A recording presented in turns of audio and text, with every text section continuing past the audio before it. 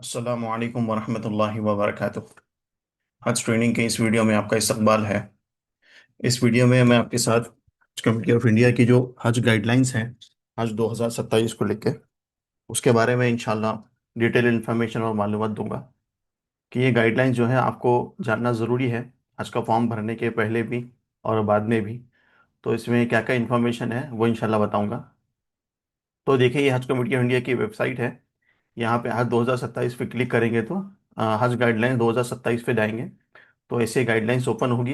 ये टोटल जो है 28 पेजेस की है, 28 पेजेस की। तो इसमें क्या क्या इन्फॉर्मेशन, ज़रूरी इन्फॉर्मेशन है वो इंशाल्लाह आपको मैं तमाम जो है इस वीडियो में बताने की कोशिश करूँगा। तो ये पेज नंबर 2 पे पूरा इंडेक्स है। तो इंडेक्स पे हम ज़्यादा डिस्कस नहीं करेंगे, आगे बढ़ता हूँ मैं।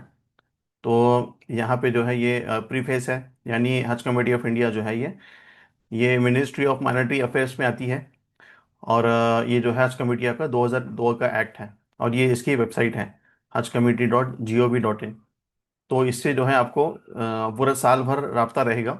तो इसलिए आपको वेबसाइट कैसे काम करती है, इसमें कौन सी चीज़ें कहाँ कहाँ हैं, वो आपको जो है जानना ज़रूरी है।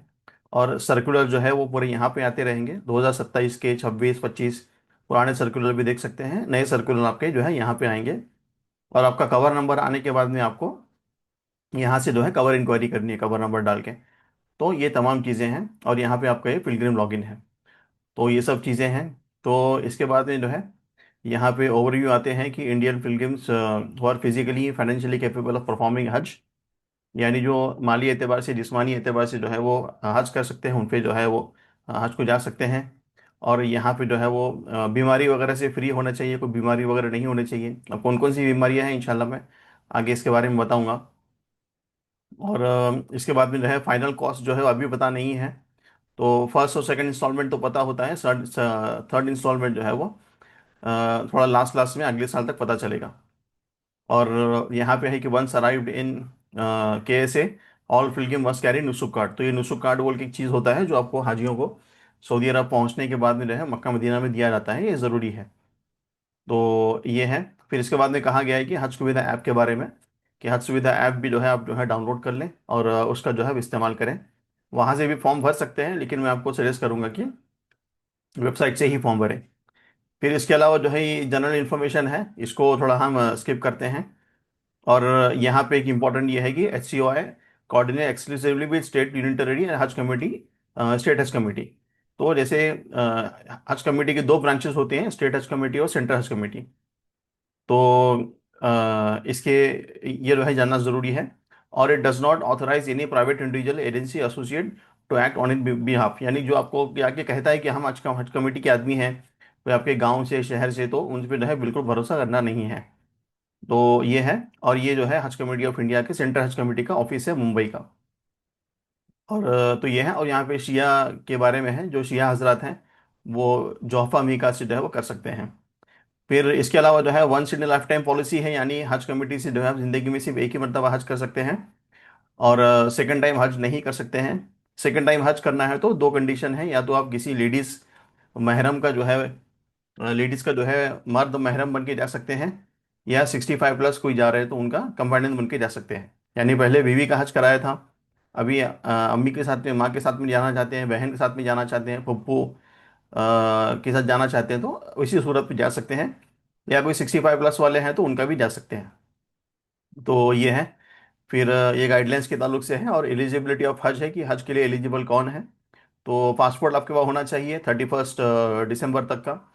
और यहाँ पे जो है और एक चीज़ ये कही गई कि जो जो इन्फॉर्मेशन आप दे रहे हैं वो सही सही इन्फॉर्मेशन होनी चाहिए। इसमें कुछ भी गलत इन्फॉर्मेशन नहीं होनी चाहिए, गलत इन्फॉर्मेशन होगी तो वो जो है फॉर्म आपका कैंसिल भी हो सकता है। और यहाँ पे जो है इंपॉर्टेंट ये चीज़ है कि कौन कौन सी बीमारियाँ नहीं होनी चाहिए। तो ये 6 हेल्थ इश्यूज नहीं होने चाहिए। मेजर किड ऑर्गन फेलियर, यानी किडनी फेलियर है, हार्ट फेलियर है, या फिर क्रॉनिक लंग डिसीज है, या फिर advance liver cirrhosis with sign of liver failure है, ये भी नहीं चलेगा। पर्सन विद सीवियर न्यूरोलॉजिकल और साइकेट्रिक डिसऑर्डर, दिमाग की कोई बीमारी है, या फिर एल्डर पिलग्रिम विद डिमेंशिया, यानी इनको भूलने की बीमारी है, या फिर जो प्रेग्नेंट वुमेन है, last 3 months of pregnancy with high risk at stage, जो ट्रैवल के वक्त जो है अगर लास्ट के 3 महीने चल रहे हैं तो वो भी अलाउड नहीं है। तो ये तमाम चीज़ें जो है अगर बीमारियां हैं तो हज को जो है आप नहीं जा सकते। कैंसर है, कीमोथेरेपी चल रही है, तो वो लोग भी जो है नहीं जा सकते हैं। और लेडीज़ विदाउट महरम के ताल्लुक से ये है कि जो 45 प्लस की जो लेडीज़ हैं वो विदाउट महरम भी जा सकती हैं। बाकी तमाम 45 प्लस, 45 से लेस के लिए जो है वो महरम जो है मैंडेटरी है, मर्द महरम का होना। 15 साल से बच्चे जो है वो नहीं जा सकते हैं। अगर किसी बस कोर्ट का कुछ केस चल रहा है तो वो भी नहीं जा सकते हैं। और सऊदी अरब के अंदर भी कुछ जो है वो इलीगल एक्टिविटी की थी, वहाँ से एब्सकॉन्ड हुए हैं, ब्लैकलिस्ट हैं, तो वो लोग भी नहीं जा सकते हैं। और अप्लाई करने के लिए आपको जो है पासपोर्ट चाहिए, बैंक अकाउंट चाहिए, मोबाइल नंबर चाहिए। जो हज को जा रहे हैं उन्हीं का मोबाइल नंबर हो। अगर कोई दूसरे फॉर्म भर रहे हैं तो वो भी जो है मेक श्योर करें कि अपना मोबाइल नंबर ना डालें, जो कवर हेड है उनका ही डालें। और आधार कार्ड जो है वो ज़रूरी नहीं है। आप जो है पासपोर्ट को ही एड्रेस प्रूफ इस्तेमाल कर सकते हैं। तो ये है। कवर साइज बताया गया है कि मिनिमम 1 मैक्सिमम 5 हो सकते हैं। 65 प्लस के अंदर जो है या तो 2 या तो 4, इसी कॉम्बिनेशन का हो सकता है। 3 और 5 या एक 65 प्लस में नहीं हो सकता है। तो ये है। फिर कवर नंबर के बारे में है कि जैसे ही आपका डॉक्यूमेंट वेरीफाई हो जाएंगे आपको जो है कवर नंबर दिया जाएगा, और वो आपको याद रखना है। आपका पूरा हज की वापसी तक आपको जो है वही इस्तेमाल होगा। नॉमिनी के बारे में है, जो हज नहीं कर रहे हैं उनका नॉमिनी आपको डालना है। इन केस इंडिया में अगर कोई इमरजेंसी में कांटेक्ट करना पड़े तो वो आप नॉमिनी का वहाँ पे जो है डालें। तो अगर हस्बैंड वाइफ हज को जा रहे हैं तो एक दूसरे का नॉमिनी ना डालें, क्योंकि दोनों ही हज पे रहेंगे तो इंडिया में कोई भी नहीं रहेगा। तो इसे मत करें। ये टोटल जो है थोड़ा बहुत जो है खर्चे के ताल्लुक से है, कितना खर्चा आता है टोटल पैकेज के अंदर।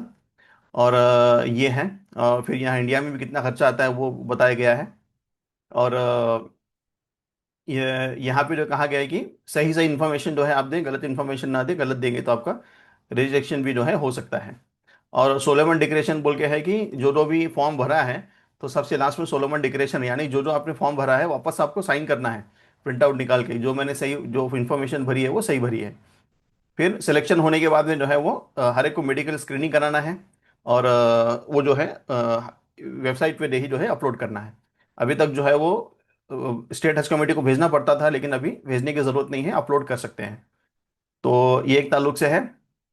फिर ऑर्डर ऑफ प्रायोरिटी है, यानी जो है ये कुर्रा जो है वो कैसे होगा। सबसे पहले 65 प्लस एज वालों का कुर्रा होगा, वो उनका नॉर्मली जो है सिलेक्शन हो ही जाता है। फिर लेडीज़ विदाउट महरम का होगा। और लेडीज विदाउट महरम 65, और लेडीज विदाउट महरम 45 to 65, ये है। फिर इस साल जो है वो पिछले साल की 2026 की 20% वेटिंग लिस्ट वालों को दिया गया है, वो है। फिर उसके बाद में जो है जनरल कैटेगरी के अंदर जो है कुर्रा होगा। तो ये जो है ये बताया गया है। और कौन अप्लाई कर सकते हैं, ये थोड़ा सा अप्लीकेशन 65 प्लस अब वालों के लिए है। अगर किसी का 65 प्लस एज में जा रहा है तो उनका जो कंपेनियन है वो उसकी उम्र 18 से 65 होनी चाहिए। तो ये जो है इस बारे में है। और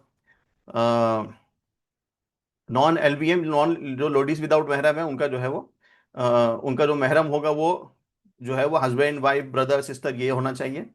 और प्रायोरिटी ऑफ वेट लिस्ट जो है वो ये थोड़ा बताया गया है। जैसे वो लास्ट ईयर का 20% दिया गया था वो है।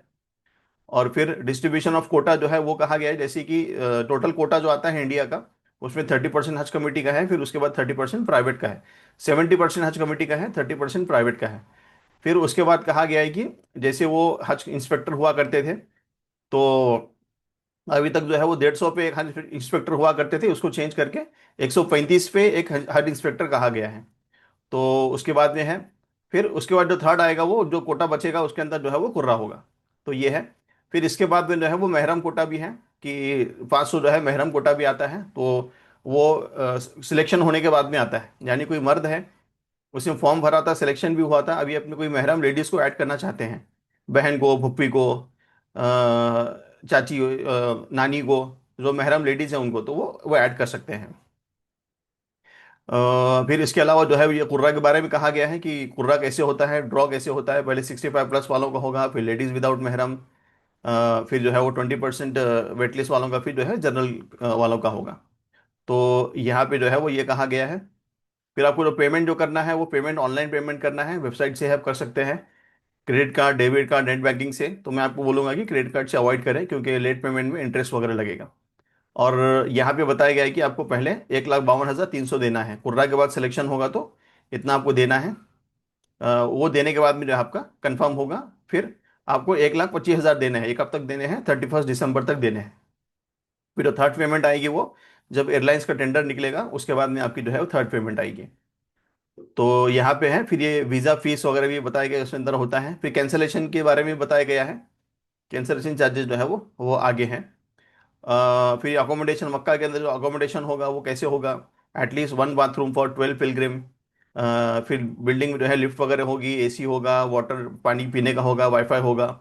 और खाने पकाने का इंतज़ाम नहीं था, लेकिन इस बार कहा जा रहा है कि अलग से खाना पकाने का फूड कोई फैसिलिटी, कैटरिंग फैसिलिटी दी जाएगी।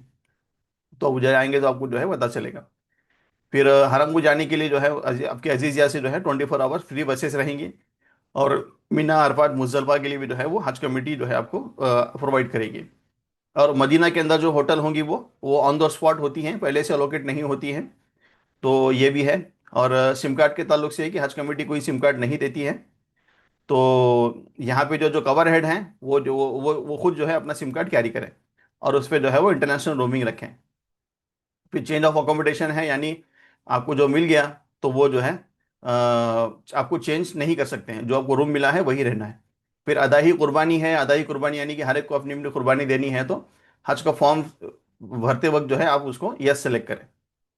फिर ये मेडिकल स्क्रीनिंग के ताल्लुक से है। फिर ये हेल्थ कार्ड है, यानी आपके जो हज ट्रेनर रहेंगे वो आपको हेल्थ कार्ड देंगे, उसके अंदर ट्रेनिंग का भी रहेगा, आपका वैक्सीनेशन का भी रहेगा, वो साइन करेंगे। तो ये है। फिर ये एम्बार्केशन पॉइंट है, यानी इतने इतने एयरपोर्ट से जो है वो फ्लाइटें जो है वो जाएंगी, तो कौन से एयरपोर्ट से कितना फ्लाइट का फेयर है, ये सब जो है यहाँ पे बताया गया है। फिर उसके बाद में जो है ये फ्लाइट अलॉटमेंट है, तो ये जो है काफ़ी इंपॉर्टेंट है। यानी 2026 से शुरू किया गया था कि हाजियों को अपने अपने डेट के एतबार से जो है वो फ्लाइट बुक करने का ऑप्शन दिया जाता है, अपने डेट के एतबार से, जिनको ऑफिस का छुट्टी वगैरह का मसला होता है। तो वो आज 2000, वो अगले साल जो है वो शुरू होगा 2027 में। तो ये आपको ऑप्शन मिलेगा, आप अपनी डेट्स के एतबार से जो है फ्लाइट सेलेक्ट कर सकते हैं। और ये फ्लाइट शेड्यूल क्या है वो बताया गया है, यानी 8 अप्रैल से फ्लाइट शुरू होगी और 9 मई तक चलेगी। फिर उसके बाद जो है वो 21 मई से वापसी शुरू होगी, और 20 जून तक जो है वापसी रहेगी।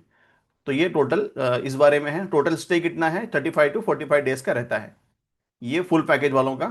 और 20 डेज पैकेज वालों का कैसे है कि उनका 10,000 का कोटा होता है, उसी के अंदर जो है उनका कोटा रहेगा।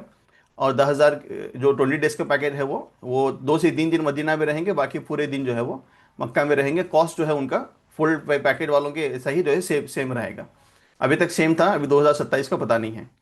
और ये हज इंस्पेक्टर के ताल्लुक से है, जो आपको 135 हाजियों पे एक हज इंस्पेक्टर रहते हैं, तो ये उस ताल्लुक से है। फिर बैगेज के ताल्लुक से है कि 2 बैगेज रहेंगे आपको, 20-20 किलो के 2 बैगेज आपको साथ में रहेंगे। और 7 किलो का एक हैंड कैरी आप जो है कैरी कर सकते हैं। इंडिया से जब वापस आएंगे, हज से वापस आएंगे, तो इंडिया में आपको 5 किलो का, 5 लीटर का आपको ये मिलेगा, जमजम मिलेगा। और अगर आपका सामान गुम जाता है तो ये आप जो है PIR फॉलो कर ये कर सकते हैं, प्रॉपर्टी इलीगलिटी रिपोर्ट, एयरपोर्ट के साथ में। ये बैंड आइटम्स है, इतने कैरी नहीं करते हैं, खशखश वगैरह है, गुटखा, पान मसाला जो है आप कैरी नहीं करना है आपको वो, क्योंकि सऊदी अरब में बैंड है। और ये इंपॉर्टेंट है कि कैंसलेशन चार्जेस कितने हैं, कौन से टाइम तक कैंसिल करेंगे तो पर हेड जो है इतना कैंसिल होगा। 31 जनवरी के बाद कैंसिल करेंगे तो 1 रुपया भी वापस नहीं मिलेगा। तो ये है। फिर उसके बाद जो है ये सब यहाँ पे गाइडलाइंस खत्म होती हैं। फिर ये थोड़े बहुत सोलोमन डिक्लेरेशन वगैरह है, इसकी आपको ज़रूरत नहीं है। सिलेक्शन होने के बाद में आपको इसका प्रिंट आउट निकालना है, और इसमें पूरा जहाँ जहाँ जो जो लिखा है वो सब साइन करके वापस अपलोड करना है कि जो जो इन्फॉर्मेशन मैंने बताई है वो सही बताई है, खास तौर जो है रिपीटर के ताल्लुक से। और ये पासपोर्ट डिक्लेरेशन का भी एक फॉर्म है, इसको भी जो है आपको अपलोड करना है। और ये जो है कैंसलेशन का है, अगर किसी कैंसिल करना है तो ये फॉर्म लेना है। और ये जितने भी इंडिया के जो स्टेट ऑफिसेस वगैरह हैं, तो ये हर स्टेट को जोन में डिवाइड किया गया है, तो ये जोन के नंबर्स हैं। और तो ये तमाम जो है इन्फॉर्मेशन है गाइडलाइंस के ताल्लुक से, इसको आप अच्छे से पढ़ें। और ताकि आपको जो है काफ़ी आपके सवाल के जवाब इसी से आपको मिल जाएंगे।